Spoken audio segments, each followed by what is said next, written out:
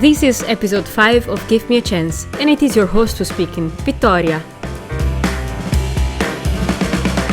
Hi everyone, and welcome to yet another episode of Give Me a Chance. I wanted to wish you all a very Merry Christmas, and if you've taken some days off during this period, I really hope you're enjoying them with your family, friends, or as much as possible in any case. And before I do the same, I wanted to leave you with one last episode for this 2020, so let's start with that. Today we will listen to Remy's story.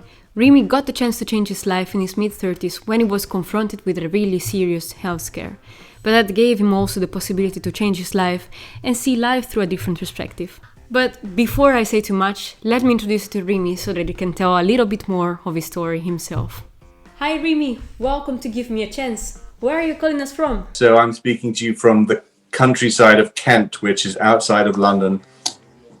And we are in tier 3, which is the highest level of lockdown there is. So no restaurants, no pubs, no shops open. And it's pretty much like lockdown. Yeah, and if we go through Christmas like this, it's gonna be a really different Christmas from what we know, I guess. Thanks for joining me tonight. It's a great pleasure to talk to you. But before we start, it would be fine to have a little bit of a background about you. So I was born in Paris. My parents then moved to Vienna and then New York. By the time they moved to England, I spoke 3 languages and had 2 passports.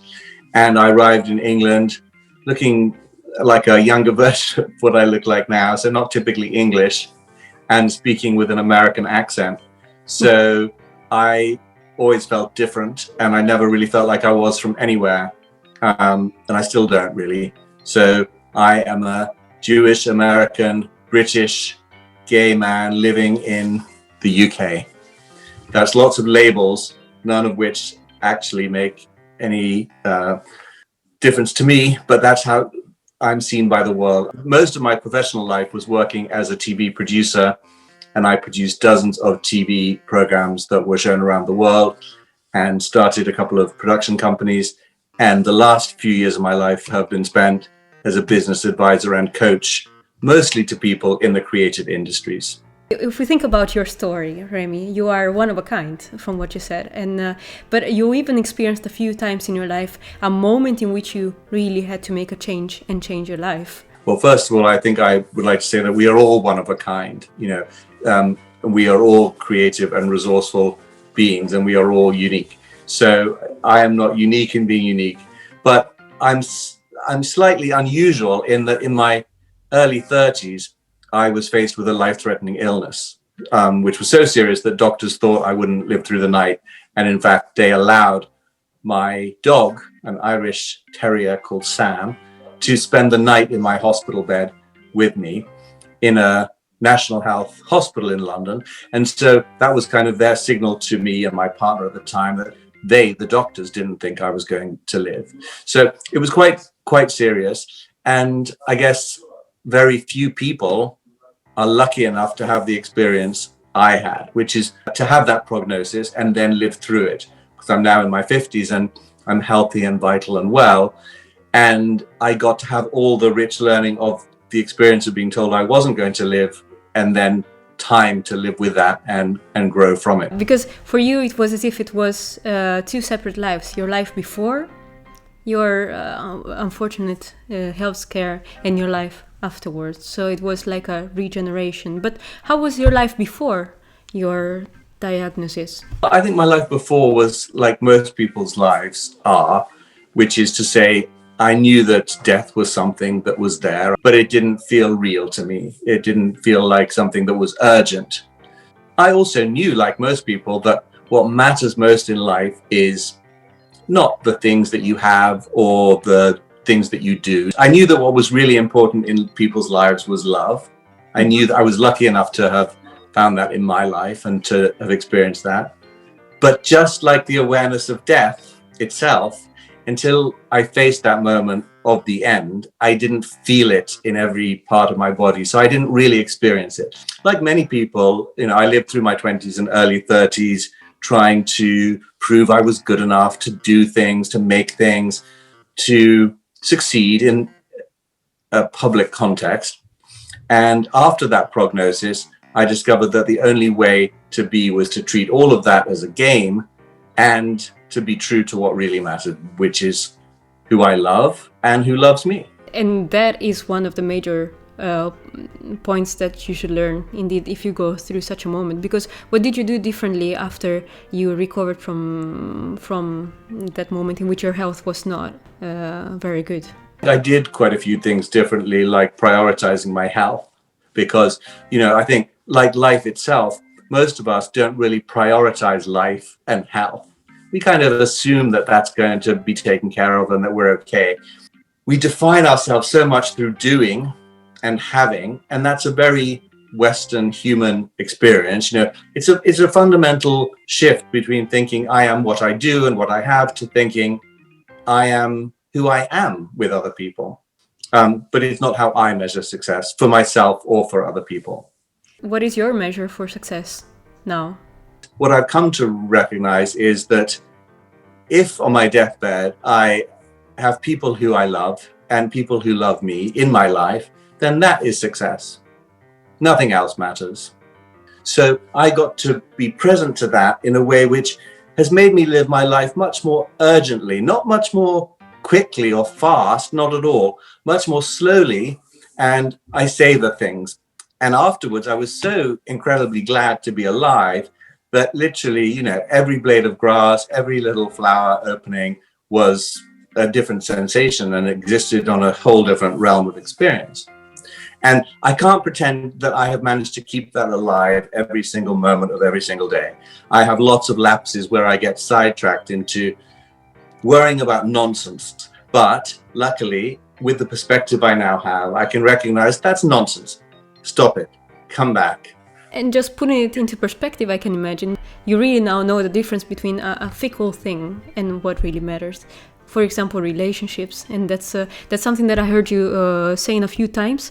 And indeed, I wanted to ask you, what did that period mean for the relations that you had at the time? For me, what it did was remind me how important those relationships are, with close friends and family and my partner, because I think before I probably took those for granted. Did the same people that stuck at the time to your bed stay along even in the period that came after that? Well, some did, for sure. And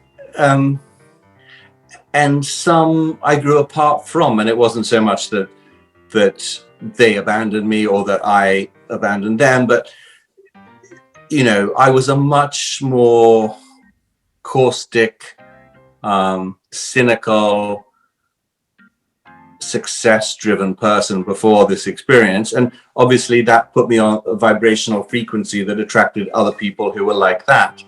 And these days I'm much more interested in people who want to explore the world of being rather than the world of doing and having. And actually going into this new phase of life for you, so you left your past behind, and then you saw your new life through a different perspective. And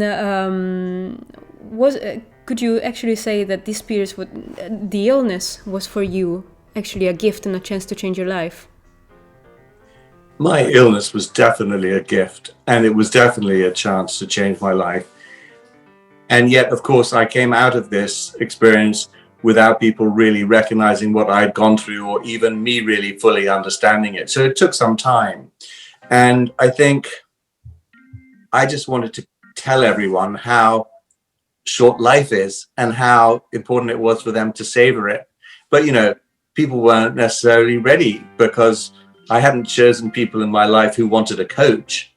I'd chosen people in my life who were colleagues or employees or friends who wanted a very different person.